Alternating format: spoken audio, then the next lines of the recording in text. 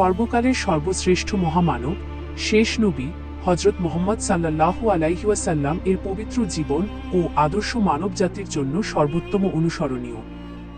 নবীজি সাল্লাল্লাহু আলাইহি ওয়াসাল্লাম এর পবিত্র সহধর্মিণীগণ উম্মুল মুমিনিন, ইসলাম ধর্মের ইতিহাসে অত্যন্ত সম্মানিত ব্যক্তিত্ব।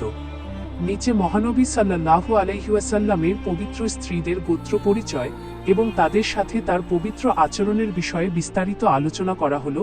১. বিশ্বনবী সাল্লাল্লাহু আলাইহি ওয়াসাল্লাম এর স্ত্রীদের গোত্র পরিচয়।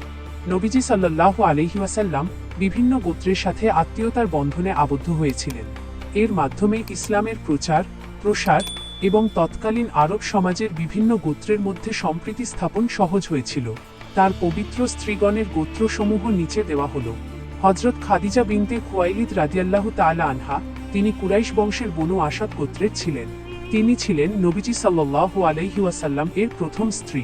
হযরত সাউদা বিনতে জামাহ রাদিয়াল্লাহু তাআলা আনহা, তিনি কুরাইশ বংশের বনু আমির ইবনুল লুয়াই গোত্রের অন্তর্ভুক্ত ছিলেন। হযরত আয়েশা বিনতে আবু বকর রাদিয়াল্লাহু তাআলা আনহা, তিনি কুরাইশ বংশের অত্যন্ত সম্মানিত বনু তাইম গোত্রের ছিলেন। হযরত হাফসা বিনতে উমর রাদিয়াল্লাহু তাআলা আনহা, তিনি কুরাইশ বংশের বনু আদি গোত্রের সন্তান ছিলেন। হযরত জয়নব বিনতে খুজাইমা রাদিয়াল্লাহু তাআলা আনহা, তিনি বনু হিলাল গোত্রের অন্তর্ভুক্ত ছিলেন। হযরত উম্মে সালামা হিন্দ বিনতে আবি উমাইয়া রাদিয়াল্লাহু তাআলা আনহা, তিনি কুরাইশ বংশের বনু মাকজুম গোত্রের ছিলেন। হযরত জয়নব বিনতে জাহশ রাদিয়াল্লাহু তাআলা আনহা, তিনি কুরাইশ বংশের বনু আসাদ ইবনে খুজাইমা গোত্রের অন্তর্ভুক্ত ছিলেন। হযরত জুয়াইরিয়া বিনতে আল হারিস রাদিয়াল্লাহু তাআলা আনহা, তিনি বনু মুস্তালিক গোত্রের প্রধান আল হারিসের কন্যা ছিলেন। বনু মুস্তালিক গোত্রটি বনু খুজাহ শাখার অন্তর্ভুক্ত ছিল। হযরত উম্মে হাবিবা রিমলা বিনতে আবু সুফিয়ান রাদিয়াল্লাহু তাআলা আনহা, তিনি কুরাইশ বংশের প্রভাবশালী বনু উমাইয়া গোত্রের ছিলেন। হযরত সাফিয়া বিনতে হুয়াই রাদিয়াল্লাহু তাআলা আনহা, তিনি বনু নাদির গোত্রের প্রধান হুয়াই ইবনে আখতাবের কন্যা ছিলেন এবং তিনি বনি ইসরাইলের বনু হারুন, হযরত হারুন আলাইহিস সালামের বংশধর গোত্রের অন্তর্ভুক্ত ছিলেন।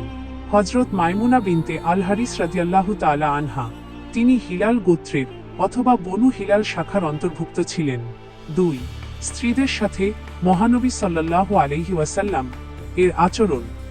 মহানবী সাল্লাল্লাহু আলাইহি ওয়াসাল্লাম পারিবারিক জীবনে স্ত্রীদের সাথে অত্যন্ত অমায়িক, সদয়, দয়ালু ও ন্যায়পরায়ণ আচরণ করতেন।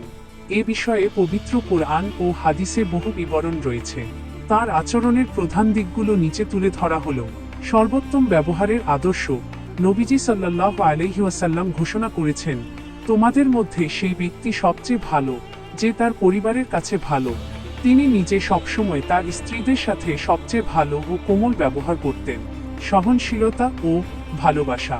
স্ত্রীদের পক্ষ থেকে কখনো কোনো ভুল ত্রুটি হলে তিনি অত্যন্ত ধৈর্য ও সহনশীলতার সাথে তা ক্ষমাসুন্দর দৃষ্টিতে দেখতেন। তিনি তাদের সাথে হাসি মুখে কথা বলতেন এবং তাদের আনন্দ দেওয়ার জন্য বিভিন্ন সময়ে খেলাধুলা বা দৌড় প্রতিযোগিতাও, যেমন হযরত আয়েশা রাদিয়াল্লাহু তাআলা আনহা এর সাথে করতেন। কাজে সহায়তা করা। ঘরের সাধারণ কাজকর্মে তিনি স্ত্রীদের সহযোগিতা করতেন। নিজ হাতে নিজের কাপড় সেলাই করা, জুতো মেরামত করা এবং ঘরের অন্যান্য ছোটখাটো কাজে তিনি সাহায্য করতেন। মর্যাদা ও অধিকার রক্ষা। তিনি স্ত্রীদের সবসময় সম্মান করতেন এবং তাদের মতামতকে গুরুত্ব দিতেন।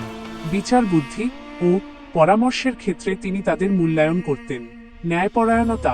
একাধিক স্ত্রী থাকা সত্ত্বেও তাদের মাঝে রাতযাপন, ভরণপোষণ এবং ভালোবাসার ক্ষেত্রে নবীজি সাল্লাল্লাহু আলাইহি ওয়াসাল্লাম সম্পূর্ণ ইনসাফ বা ন্যায় বিচার বজায় রাখতেন।